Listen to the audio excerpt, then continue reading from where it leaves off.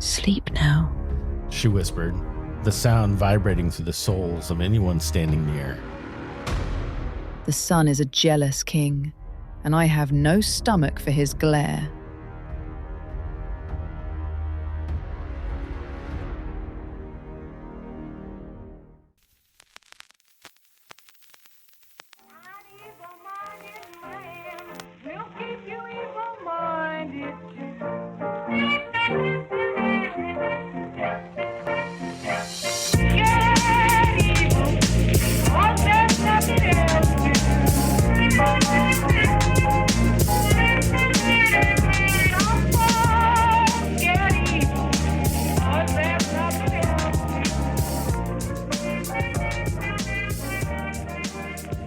Coming to you live from just above the snow line on the blue side of the Shadow Hills, east of Springfield.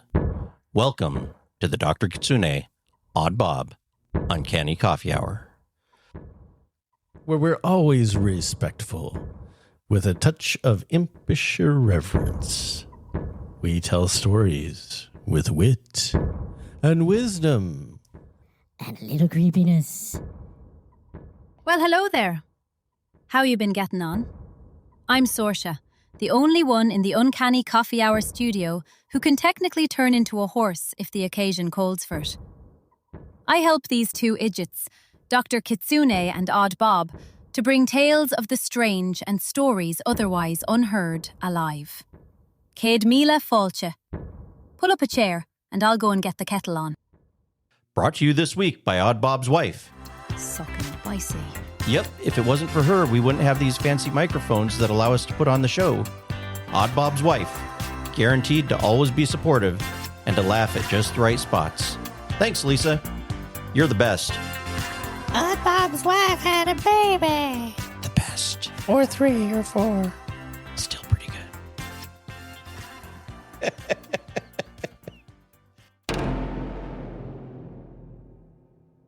Hey, Bobbert. Hey, how's it going? Pretty good. How you doing? I'm doing okay. What are you up to, Saoirse? Well, I'm adjusting these knickers that keep plummeting into the valley of the cheeks. Maybe don't do that in public. There. Relief. Yeah, it's a nice day out.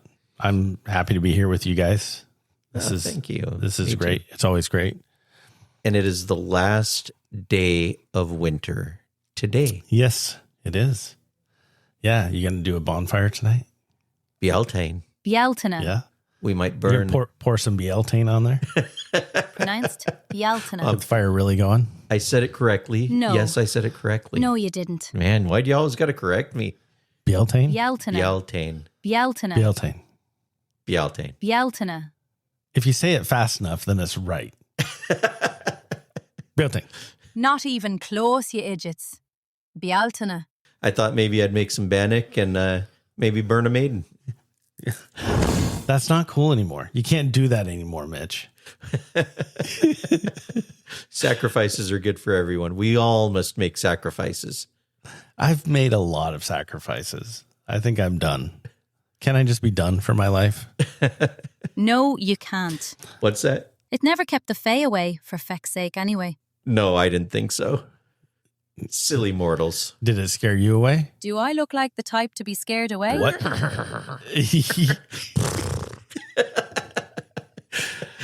You know, they used to do that to protect the cows. So did it keep you away from the cows? The stink of the cows kept me away from the cows. Well, all right. For our listening audience, those of you not familiar with Beltane. Beltane. Oh, yeah, we should probably tell them, huh? Yes. Yeah, Would you okay. like one of us to explain it, or would you like to explain it? You go for it. All right. So my understanding of it is it's a ritual that Celtic people kind of did to scare off the Fae folk and to bless their crops and protect their cattle. And they would walk their cows around in a, what is it, a counterclockwise manner. And then they would... Between bonfires. Yeah. What does that mean? A figure eight?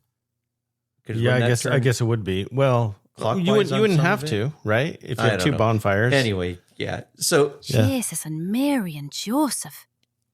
Oh, you want to explain it? I'm mucking it up. Okay. Well, let's just wait. Let's us try to explain it. Yeah, this ought to be good. So And then then you would, can correct us. they would cook up a bunch of No. Go for it. naan, like Like bread. naan bread, Yeah. or what's the other Hardtack, probably closer. fry bread, Yeah, or something, yeah. or bannock. That's what you call it. That's what the Canadians call it, bannock. The Cree make a lot of bannock. Anyway, that's another story for another time. So anyway, they'd cook up this bannock and they'd burn one piece intentionally. They'd throw all the bannock in a bag, and all the girls would reach in and grab a piece of bannock. Only the girls. Ah, yes, the patriarchy. Still alive and well, I might add. Well, Sacrifice a man?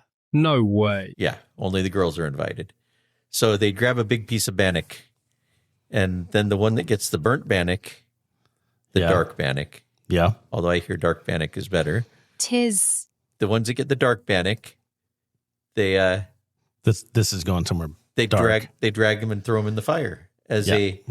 And they called what us is it? monsters. A ritual Sacrifice. sacrifice Yeah. to is it Svetlana? No, what's her name?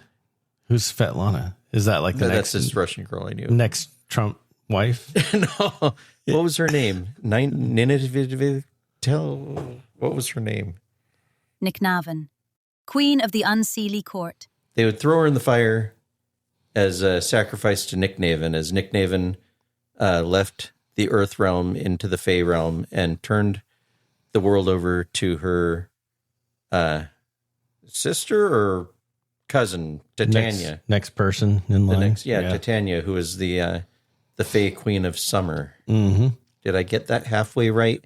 Sisters, cosmic rivals, co-monarchs. One more authentic than the other. Well, if you want, No, oh. It's quite entertaining. Okay, we'll keep moving on then. Fine. Good enough, sounds like. You really didn't care. It didn't scare you much. Yeah. So anyways, Nicknevin is really cool though. She is like the most badass of Fey witches. She's the grandmother witch. And you know, the friggin' misogynistic people that of this new age kind of describe her as a hag, but I think she sounds friggin' awesome. Yeah, she sounds rad. Beautiful. Walks around with a gray cloak, rides on clouds. I heard she like floats kind of. She floats along. She's got wild geese all around her.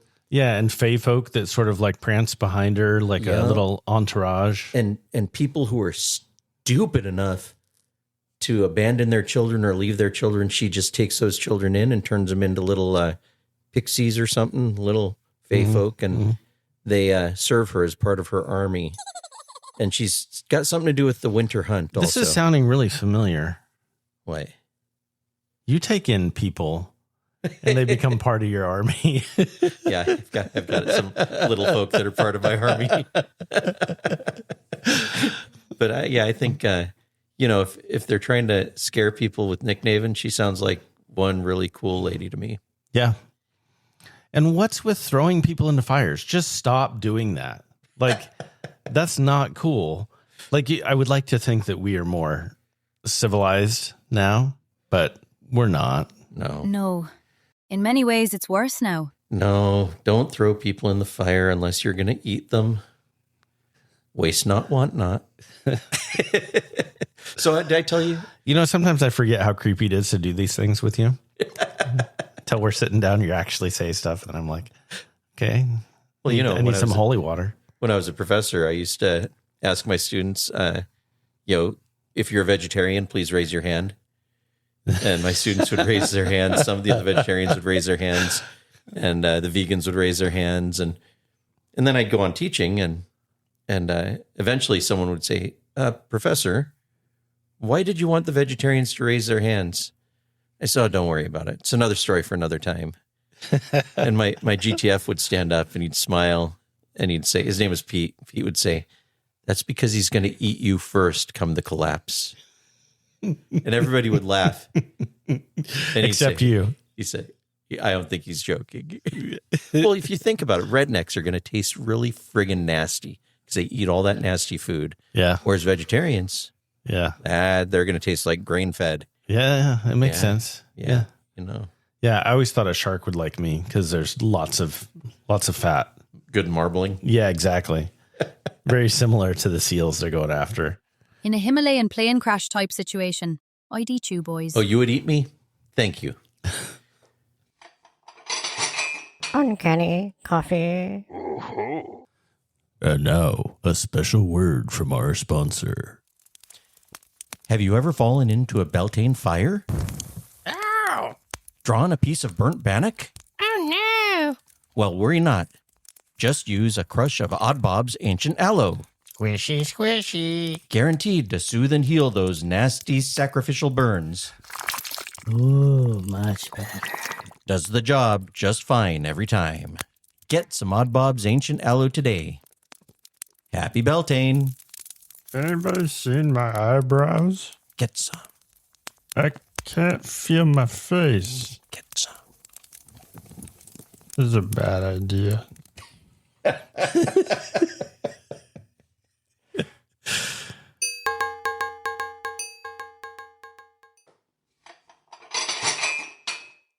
What is it you are drinking today, Saoirse? Oh, I'm drinking the Tena Aigen, also known as the Bright Fire Palm.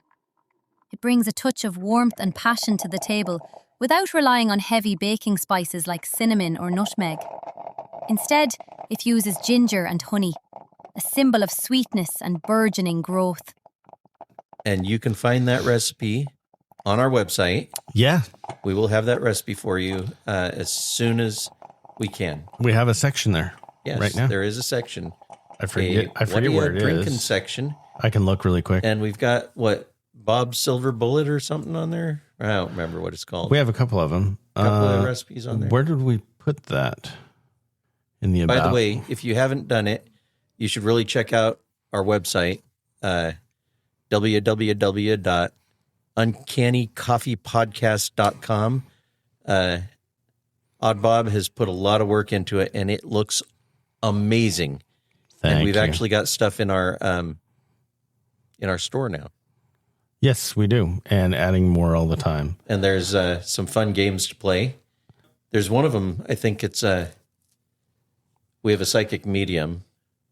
By the way, if anybody's concerned about it, I'm a psychic extra large. I ran into a medium the other day, and I told them I was an extra large, and they didn't think it was funny. If you're curious for the recipes, just click on one of our pictures on the main page, and you can see that we have favorite drinks listed there. If you click on that, it's going to take you to the recipes page. So, look for that recipe on the website. What are you drinking, Bob? I am having some espresso. And, okay, this is going to shock you. No. It's about 1/3 hemp milk and 2/3 oat milk. You know why? Why? Because I ran out of my hemp milk. I've run out of shites regarding your hemp milk obsessions, hippie. I wish you could all see my sad, sad face right now. My very sad face. Is it okay to mix those milks, do you think? I think... Might give me some superpowers. No, none of them should be drunk. Nah. They're good. They're good for you. Yeah. You don't need that cow titty milk. Come on. I prefer my milk to come from the teat. Yeah. How do you think that happened first time around? I think there was some very deranged person who was probably what do they call them? Hungry? No. I think people that have sex with animals. But it happens other places, right? Like some people drink the milk from horses. Yeah, why would anybody put their mouth on a horse's teat? I don't know. Why would anybody put their mouth on any animal teat? I don't know. It's just not right. It's not right. Anyway, it's also a little weird, I think, to eat eggs. But I love eggs. it's a little weird, though. It is a little weird, but I could eat eggs like crazy. The way I look at it is I don't want to eat the bugs. And so this is just like processed bugs. You're a weird one, hippie. Like the chickens took care of eating the bugs and then reprocessed it, repackaged it. It's a nicer packaged bug. All right. There you have it then. It's protein. Yeah? There you have it. Although I don't like the little white connector things that are in there. And so sometimes I'll like filter those out. The stuff that looks like semen. Yeah. Okay. Just wanted to be clear about that. Let's move on. You seem to be enjoying something there, Foxy boy. What would that be? Why, yes, I am enjoying it. Thank you. It is a 500-mile chai that Denise made for me this morning. It's quite tasty. 500 mile. I don't know why it's called 500-mile chai. Maybe there's a couple of Scottish guys that did it. I think it's because it'll keep you awake for at least 500 miles. Those are the men with hats or men without hats? I don't know who that is. Yeah. I think it's men without hats. Anyway, I think it's called 500-mile chai because you can drive about 500 miles before you fall asleep after drinking this. But she does a pretty good job. It's nice. Nice. Neither of you idiots know how good you have it. Bless the women who put up with you. I have to make my own chai if I make it. Boo feckin' who? Get on with the show, will you? Oh, yeah. We should do a creature feature. And because it is Beltane, Beltane. I realized we've never done one. Beltane? Yes. Beltane. Beltane. Beltane. Beltane. Because it's Beltane. We've never done one on the puka. Oh, you thought of me. On So- the puka. The puka. There's only one in my heart. Yes. On pukas. I am the puka for you boys. So, Would you like to do one, would you Saoirse? like to introduce yourself? I'm the featured creature. Yes, you are a creature. You're a beautiful creature. Tell all listeners about the puka.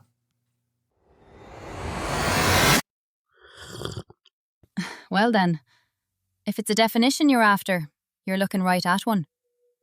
A puka is a mischievous, shape-shifting creature of the old soil. We're neither entirely good nor entirely evil, mind you, but powerful spirits of nature who enjoy nothing more than playing a good trick on a foolish mortal. Our favourite bit of crack, of course, is taking the form of a grand, sleek black horse with eyes like burning coals, scooping up some unsuspecting traveller and taking them on a wild, terrifying midnight ride across the ditches and hills. Jesus, it's absolute magic. You see, we're the ultimate shapeshifters. We don't have just the one look. Most days you'll spot us as that jet black stallion with a flowing mane and eyes of gold or crimson. But if the mood takes us, we'll happily show up as a sleek black goat, a massive bull, a hound, or a great soaring eagle. Some of our lot can even pass themselves off as humanish, though there's usually a giveaway if you look close enough, like a stray bit of an animal ear or a tail tucked into the trousers. People call us pranksters, and sure, we're chaotic enough, but we're not entirely heartless.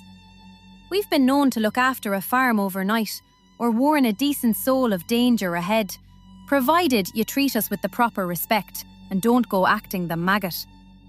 But come Samhain, on the 1st of November, that's the puka's share of the harvest. Let it be known, far and wide, anything left out in the fields after the sun goes down on October 31st belongs strictly to us. We'll ruin it for the rest of you with a bit of puka spit, so don't go putting it near your mouth unless you want a curse on your stomach. And don't go lumping us in with those other miserable Irish spirits who do nothing but lurk in the shadows or wail your ears off as soon as look at you. Aye, I'm talking about you, banshees. The puka has the full gift of the gab. We speak your language perfectly, and, truth be told, we love nothing more than to sit back, have a chat, boast a little, give you a bit of utterly confusing advice, or tell you your fortune.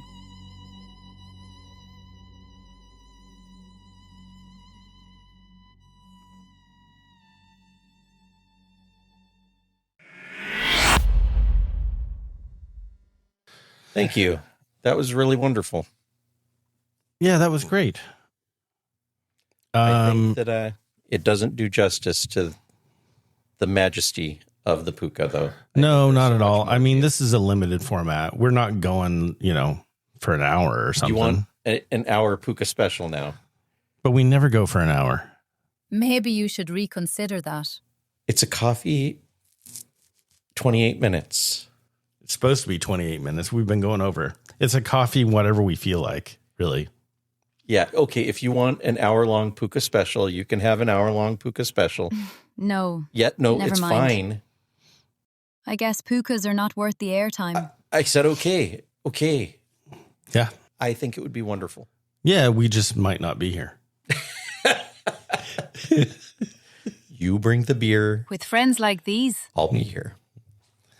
So I was thinking, going back to talking about those bonfires and throwing people into them. Nice segue. But I wonder Keep what going. kind of ghosts that made. Because there was a lot of people that were sacrificed. Yeah. Ghosts. So do we have any stories around people that were burned from the burnt bannock? Bannock burning? Bannock burning. There's multiple ways to take that, right? Because it's burnt bannock, but burnt bannock, they got burnt by the burnt bannock when they were thrown in the fire and burned. So nowadays, they just drag the young lady towards the fire. Yeah. In a fake sacrifice, and then the rest of the night, everybody ignores her and speaks of her in the past tense. Uh-huh. And I think they're just kind of dickish to her. Yeah, it sounds kind of mean. Fuck But it's that. probably better than being burned alive. You think, hemp boy? Well, yeah. Unless you're serving them up on bannock. That'd be a nice hors d'oeuvre. Now we're talking, Kitsune. Maybe some nice melty cheese with it. Barbecue sauce. Okay.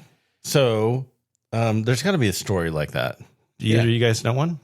I think I have one, but you go first with the transition story you told me earlier, so I can collect me thoughts. So there's twin Beltane fires on the hilltops to protect the cattle, to protect the people. They'd burned down to glowing embers, casting long skeletal shadows across the valley floor.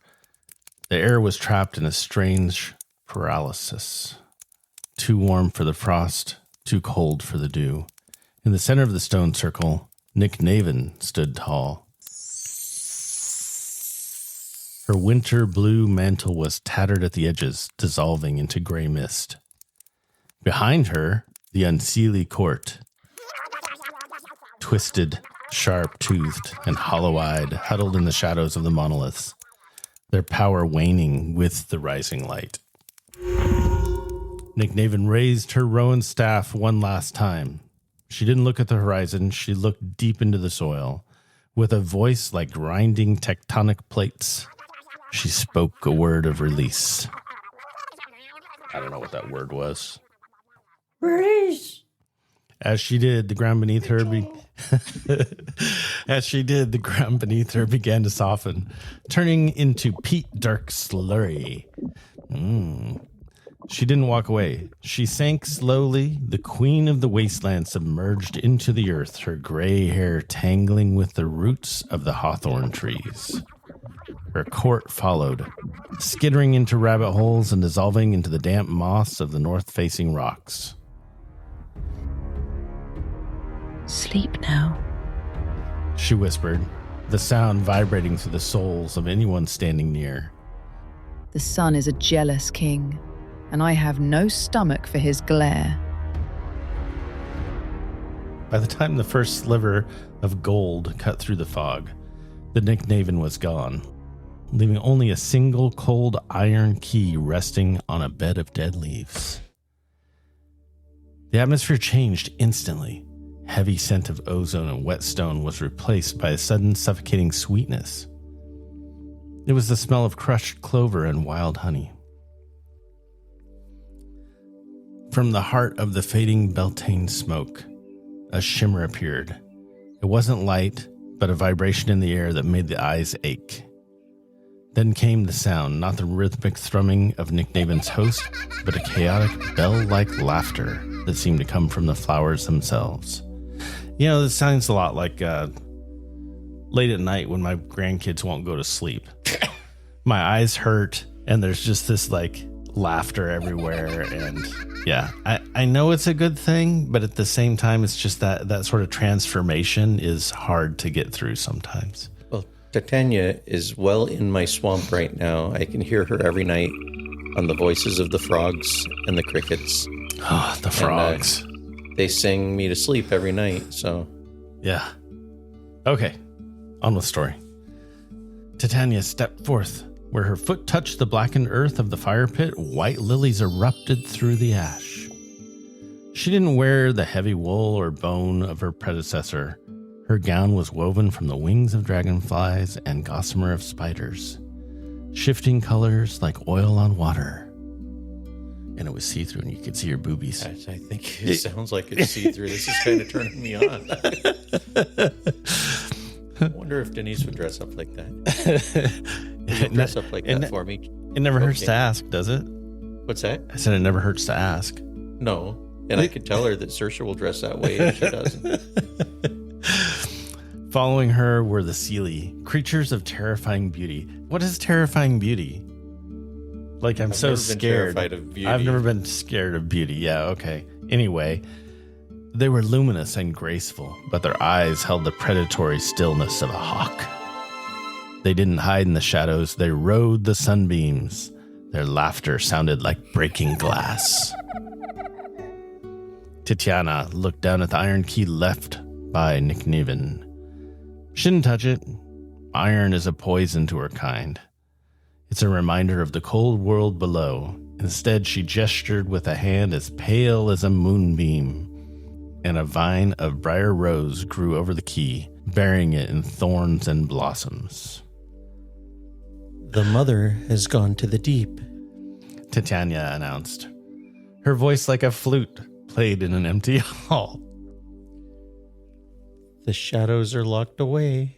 Let me try this again. The shadows are locked away, and the world is mine to burn with beauty. Wow, that sounded just like a flute. Sorry, my voice isn't as feminine as I'd like it to be. She turned towards the village, her smile wide and slightly too sharp. The transition was complete. The creepy truth of the Beltane mythos was revealed. While Nicknevin was a cold, harsh mistress. I sound like Sean Connery there for a second. She's a cold, harsh mistress. She was honest in her darkness. Titania brought the light, but it was a light that could blind, a beauty that demanded the heavy price from any mortal who dared to join her dance. Boom, boom, boom. That's it. That was good. I think we did a great job. What do you think, Saoirse? That was a lovely, precious little yarn, so it was. Really, I found it completely endearing how you managed to stretch a 2-minute story into a whole 10-minute nap for the listeners. Bless your patience, because I certainly wouldn't have the stamina to make folklore sound so exhausting. Fair dues to you. It's a gift to be that uncomplicated. Thank you.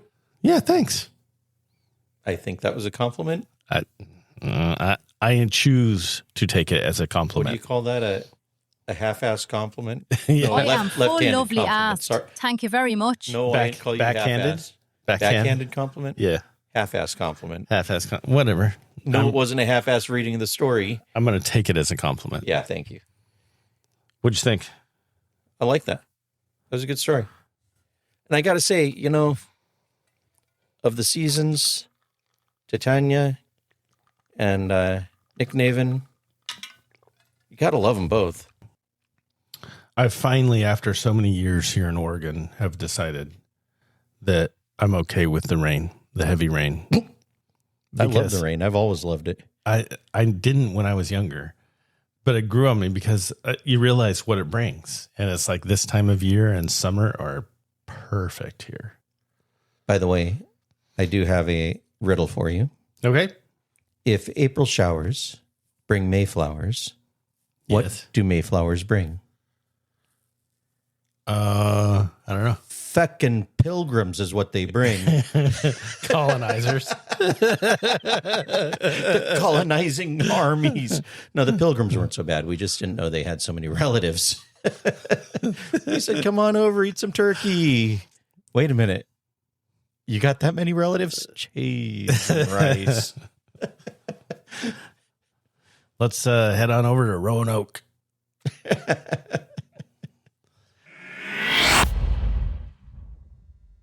Hello, beautiful listeners, and welcome back to the Uncanny Coffee Hour. It's just me for this one. Bob and Mitch are, well, let's just say they knew better than to interrupt a puka when the seasons are turning. We're deep into the green months now, but the echoes of Beltane still linger in the mist of the Willamette Valley. The locals here, at least the ones with sense, know better than to mess with the transition of the seasons. But every year, without fail, a few foolish outsiders head up into the coast range to drink, laugh, and party around big bonfires. They think the woods are just a backdrop for their little lives. They don't realise the woods are watching. Take Cassie, for instance. 'Twas just a few years back, and Cassie was the type of girl who thought folklore was nothing more than an aesthetic. Pretty pictures and captions for social media. While the older folks down in the valley were doing the proper, like laying rowan branches over their doors to keep the Nicknevin's dark court at bay, Cassie was up on the ridge, at a bonfire party, drinking, laughing and mocking the old ways. She even climbed right up onto a giant cedar stump, looking out into that pitch-black wall of trees. She raised her cup and shouted right into the freezing wind, "Hey, Nicknevin! I'm still waiting for my invitation to the ball. You too old to dance or too ugly?" Her friends laughed. Of course they did. But the fire didn't find it funny. The flames had been a healthy, roaring orange, but the moment the words left her mouth, they sucked inward. Suddenly, the flames turned a dry, suffocating violet. The temperature dropped so fast that everyone's breath instantly turned to thick mist. That disrespectful Cassie sneered. She stepped closer to the embers, looking down. That's when the ash erupted. A hand shot out from the white-hot centre of the bonfire. A hand not made of flesh, me darlings. The charred, articulated bone and wet, heavy peat gripped her bare ankle.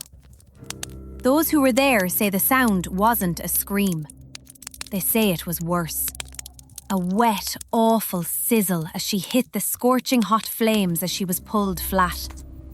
Then, before anyone could even blink, the hand jerked backward. Cassie was pulled into the fire.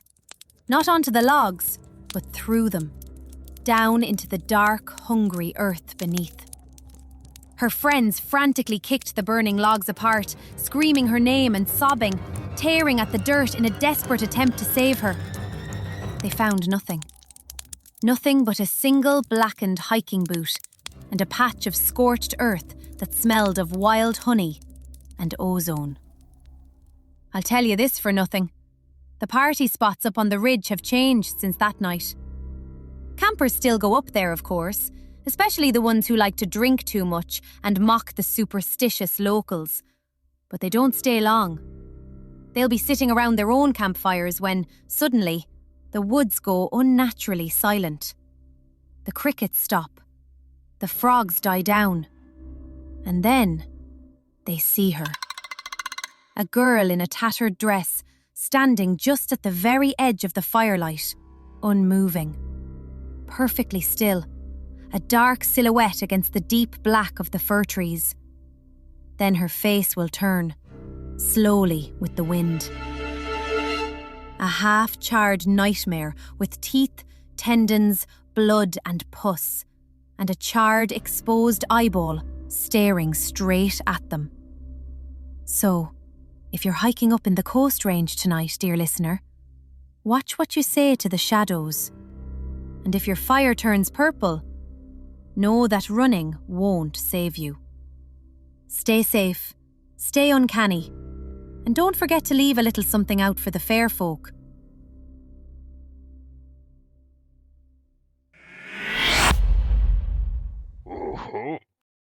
Thanks for listening. Join us next time for more uncanny chats and coffee and tea. You can find out more about us, read show notes, and get your uncanny merch at www.uncannycoffeepodcast.com. Until next time, remember, never whistle at night. As of this recording, the Bill of Rights is still in effect. And above all else, remember, we are not all monsters.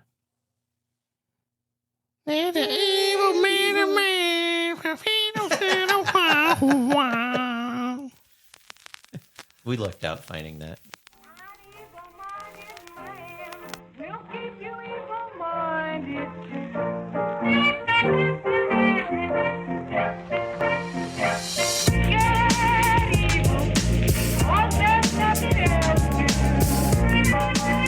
Dr. Kitsune and Oddbob's Uncanny Coffee Hour is produced by Mitch Kyoto Kitsune and Bob Mason. and copyright protected under all laws, foreign, domestic, and supernatural by the Unseelie Court. It's always good when we make farm noises. Get away from that fire, you cow! Get away from that fire! Look at how disappointed Gracie looks. Why are you walking right now. clockwise? You should be walking counterclockwise, you goddamn cow! Do you see how disappointed she looks? Now she's looking at me like she's begging me to make you stop. Oh.